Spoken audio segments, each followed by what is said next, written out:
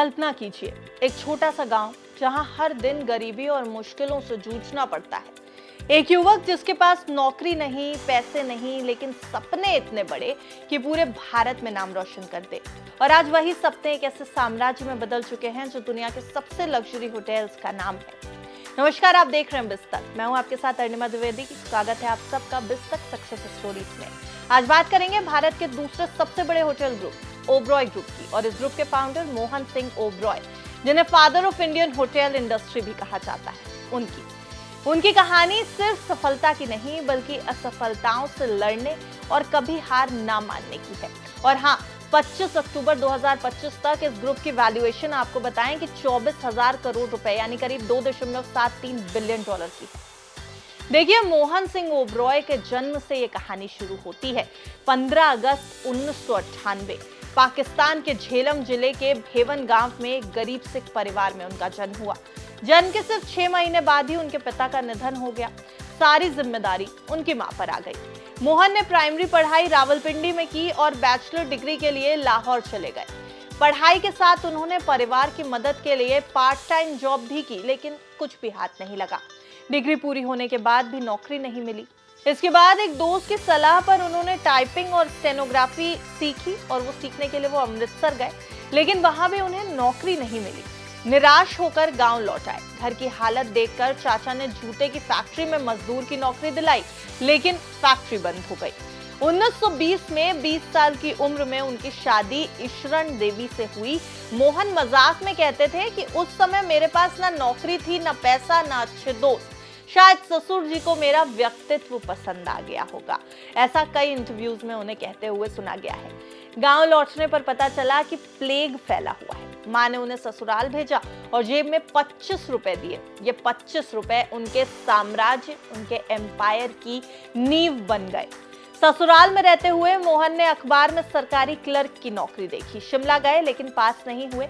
घूमते घूमते Cecil hotel पर नजर पड़ी। उन्होंने मैनेजर से सीधे नौकरी मांगी। उनकी ईमानदारी और अंग्रेजी से इंप्रेस होकर उन्हें 1922 में बिलिंग क्लर्क बनाया गया। 40 रुपए महीने की सैलरी, जो बाद में बढ़ाकर 50 रुपए की गई।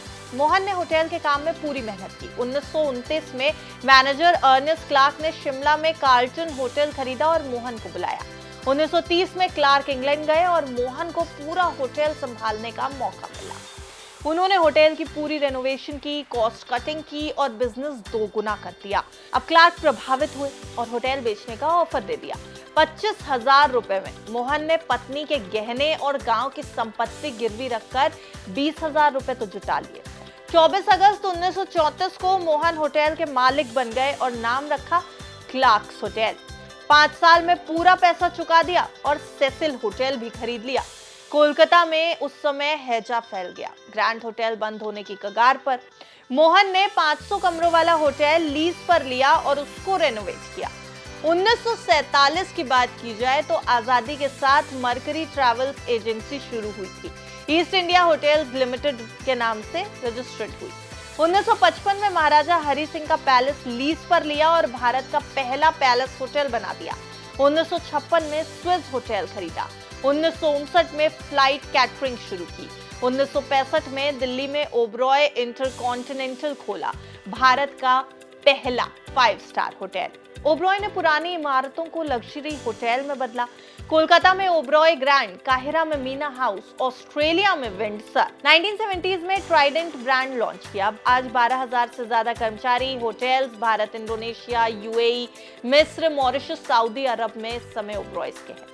सफलता के सीक्रेट्स के ऊपर नजर डालेंगे तो वेस्टेज कट करने की बात कहते हैं, कॉस्ट कटिंग की नहीं। गेस्ट और कर्मचारियों को खुश रखने पर ध्यान देते हैं, डिटेल्स पर ध्यान देते हैं। ऑमलेट हो या स्पा, हर चीज की पूरी जानकारी होती है। हमेशा बेहतर बनने की कोशिश, मार्केट को बेस्ट नहीं मानना है। Service is the king. Staff guest को भगवान की तरह ट्रीट करे, ये भी ओबरॉय होटल्स की लिस्ट में है। ओबरॉय के होटल प्रीमियम है, लेकिन शानदार सर्विस से कस्टमर लॉयल बन जाते हैं। जयपुर का ओबरॉय राजविलास 2 साल दुनिया का नंबर 1 होटल रहा है। इन सीक्रेट्स ने ग्रुप को 900 करोड़ से 24,000 करोड़ तक पहुंचा दिया। अब अगर हम उनके सम्मान और उनकी विरासत की बात करें तो मोहन सिंह ओबरॉय को उनके असाधारण योगदान के लिए कई सम्मान मिले, कई अवार्ड्स मिले और 1943 में ब्रिटिश सरकार ने उन्हें राय बहादुर की उपाधि दी। उन्हें American society of travel agents द्वारा हॉल ऑफ फेम में भी शामिल किया गया और इंटरनेशनल होटल एसोसिएशन ने उन्हें मैन ऑफ द वर्ल्ड का खिताब भी दिया। भारत सरकार ने 2001 में उन्हें पद्म भूषण से सम्मानित किया। इसके अलावा 1968 से 1971 तक लोकसभा के सदस्य भी वो रहे हैं। मोहन सिंह ओबरॉय का निधन 3 मई 2002 को हुआ, 103 साल की उम्र में, लेकिन उनका होटल साम्राज्य आज भी जीवित है। आज ओबरॉय ग्रुप 7 देशों में फैला हुआ है, जिसमें 32 लग्जरी होटल्स, ट्राइडेंट ब्रांड और रिवर क्रूज शामिल हैं और 25 अक्टूबर 2025 तक इसकी वैल्यूएशन हमने आपको बताई थी 24,000 करोड़ रुपए है। मोहन सिंह ओबरॉय की ये पूरी सक्सेस स्टोरी जो हमने आपके सामने रखी, वो कहीं ना कहीं ये सिखा रही है कि असफलताएं रुकावट नहीं, सीढ़ियां हैं। छोटे गांव से दुनिया के टॉप होटल्स तक, यही इस पूरी कहानी की प्रेरणा दिक्कत के आती है। आपको इस कहानी से क्या मिला, कमेंट में जरूर बताइएगा। ओबरॉय होटल्स के में आपने कभी समय बिताया है? ओबरॉय होटल्स चेन के बारे में आप क्या कुछ सोचते हैं? आपका वहां का एक्सपीरियंस कैसा रहा अगर आपने समय बिताया है, या आपके लिस्ट में, टॉप बकेट लिस्ट में वो है या नहीं है? हमें कमेंट सेक्शन में सब कुछ बताइएगा जरूर। हमारा सक्सेस स्टोरी का ये पूरा चेन आपको कैसा लग रहा है, पूरी सीरीज आपको कैसी लग रही है, ये भी राय जरूर दीजिएगा। देखते रहिए विस्तार।